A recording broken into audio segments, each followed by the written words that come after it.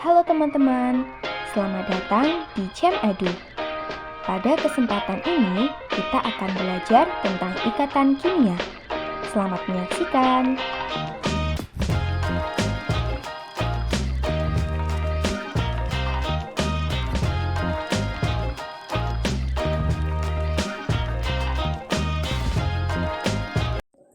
Coba kita lihat di sekitar kita, di rumah, sekolah, dan masyarakat, kita terhubung dengan ikatan. Ikatan tersebut menjadi hidup teratur. Hal yang sama terjadi di ilmu kimia, yaitu atom-atom di alam semesta saling berikatan. Ikatan antar atom ini disebut ikatan kimia. Tanpa ikatan kimia, tidak ada zat atau materi yang terbentuk. Tahukah kamu, benda-benda di sekitar kita seperti segelas air yang kita minum setiap hari, garam yang biasa kita taburkan ke makanan, dan sendok yang kita gunakan tersusun dari atom-atom yang saling berikatan. Ikatan itu disebut sebagai ikatan kimia. Yuk kita pelajari lebih lanjut. Ikatan kimia adalah gaya yang mengikat dua atom atau lebih untuk membuat senyawa atau molekul kimia. Ikatan kimia akan menjaga atom tetap bersama dalam suatu senyawa yang dihasilkan. Namun, ikatan itu berbeda-beda loh. Apa saja ya ikatan kimia itu? Terdapat 3 jenis ikatan kimia. Yang pertama adalah ikatan ion, ikatan kovalen, dan ikatan logam. Ikatan ion. Ikatan ionik terjadi akibat serah terima elektron sehingga membentuk ion positif dan ion negatif yang konfigurasinya sama dengan gas mulia. Ion positif dan ion negatif diikat oleh suatu gaya elektrostatik. Senyawa yang dihasilkan disebut sebagai senyawa ion. Menurut kaidah oktet, setiap unsur akan berusaha memiliki konfigurasi elektron seperti gas mulia. Hal ini dapat dicapai dengan melepaskan elektron atau menerima elektron agar unsur tersebut stabil. Unsur logam akan melepaskan elektron terluarnya sehingga membentuk ion positif. Lalu, elektron tersebut diterima oleh unsur non-logam, sehingga membentuk ion negatif. Ikatan ion dapat terjadi karena adanya gaya elektrostatis akibat perbedaan muatan kedua unsur. Salah satu contoh senyawa ionik yang kita jumpai dalam kehidupan sehari-hari adalah garam sulfur atau NaCl. Pada atom Na, untuk mencapai kestabilan akan melepas satu elektron, sehingga terbentuk ion Na+. Pada atom Cl, untuk mencapai kestabilan akan menerima satu elektron, sehingga terbentuk ion Cl-. Ikatan kovalen. Ikatan kovalen terbentuk karena pemakaian pasangan elektron secara bersamaan oleh dua atom yang berikatan. Kenapa digunakan bersama? Terjadinya penggunaan elektron secara bersamaan dikarenakan ketidakmampuan salah satu atom yang akan berikatan untuk melepaskan elektron.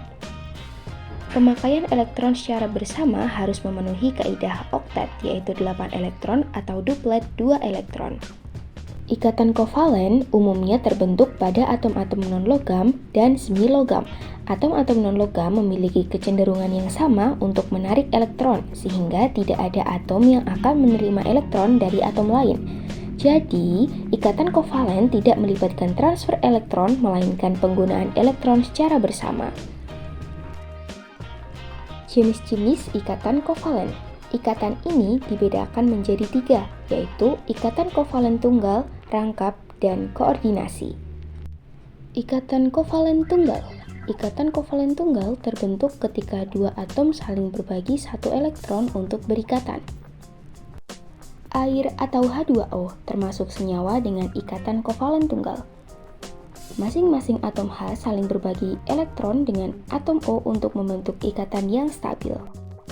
Atom H memiliki elektron valensi 1 dan atom O memiliki elektron valensi 6.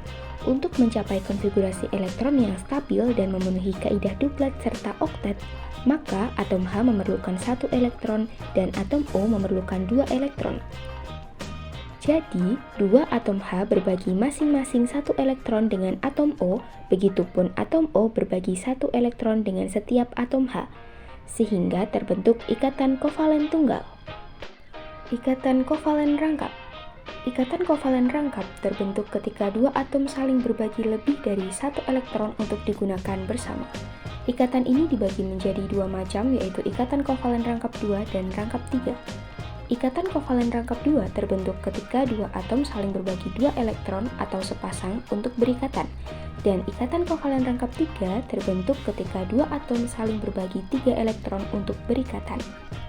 Gas oksigen atau O2 termasuk senyawa dengan ikatan kovalen rangkap 2. Elektron valensi atom O adalah 6, sehingga masing-masing atom O membutuhkan 2 elektron untuk mencapai konfigurasi yang stabil, yaitu 8. Atom O akan berbagi sepasang elektron dengan atom O yang lain, begitupun sebaliknya, sehingga terbentuk ikatan kovalen rangkap 2. Salah satu senyawa dengan ikatan kovalen rangkap 3 adalah gas nitrogen atau N2. Elektron valensi atom N adalah 5, jadi masing-masing atom N membutuhkan 3 elektron untuk mencapai konfigurasi yang stabil, yaitu 8.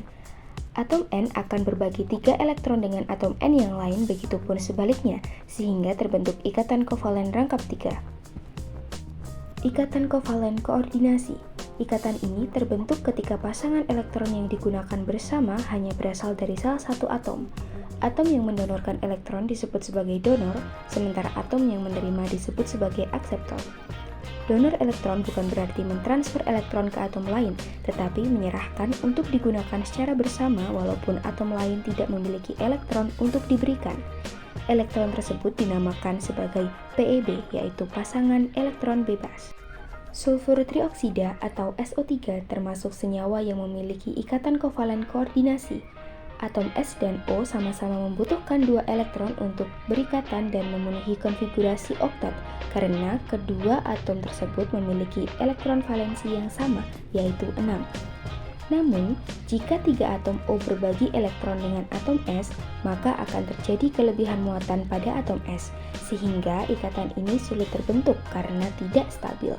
Kira-kira bagaimana ya senyawa SO3 bisa terbentuk?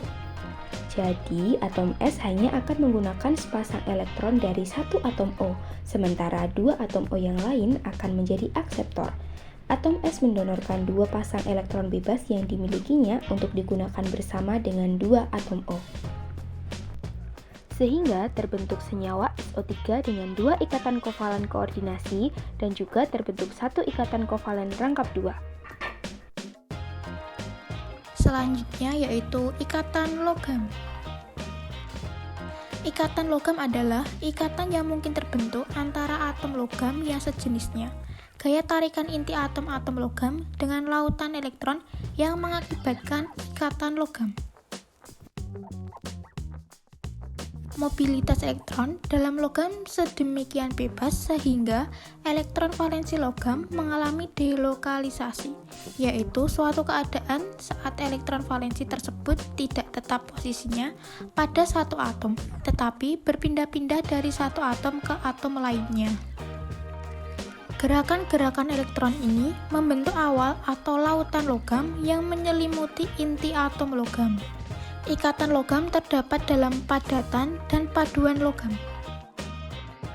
Sifat-sifat logam mempunyai permukaan yang mengkilap, bersifat keras tetapi lentur atau tidak mudah patah jika ditempa, merupakan penghantar panas dan listrik yang baik, merupakan titik leleh dan titik didih yang tinggi, berupa padatan pada suhu ruang.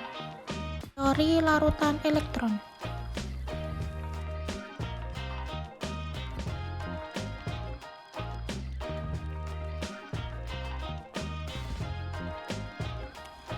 Kristal logam tersusun atas kation-kation logam yang tidak bergerak dan dikelilingi oleh lautan elektron valensi yang bergerak bebas dalam kisi kristal. Ikatan logam terbentuk antara kation-kation logam dan elektron valensi. Titik didih dan titik lebur logam. Titik didih dan titik lebur logam berkaitan langsung dengan kekuatan ikatan logamnya.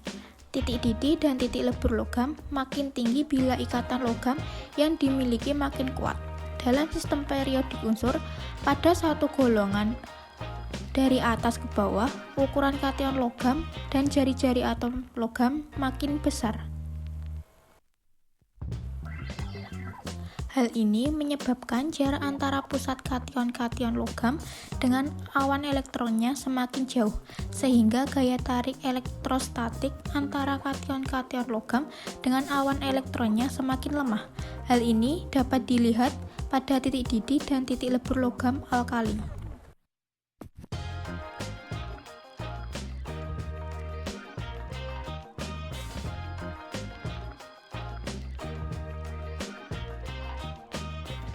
Terima kasih telah menonton.